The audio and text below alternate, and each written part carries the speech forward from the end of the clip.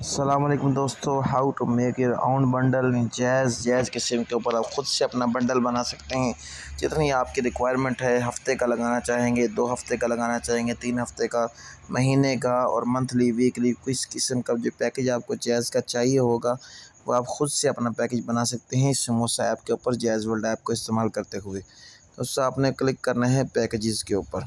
तो पैकेजेस के ऊपर मैं क्लिक कर देता हूँ। क्लिक करने के बाद हमारे पास कुछ इस तरह का इंटरफेस आ जाएगा। यहाँ पर हमारे पास आ जाएगा MYOB, इसके ऊपर क्लिक कर लेते हैं। जैसे क्लिक करेंगे नीचे हमारे पास शो हो जाएगा, 1 दिन का चाहिए, हफ्ते का चाहिए, कितना डाटा चाहिए, कितने मिनट चाहिए, अदर नेटवर्क मिनट कितने चाहिए, SMS कितने चाहिए।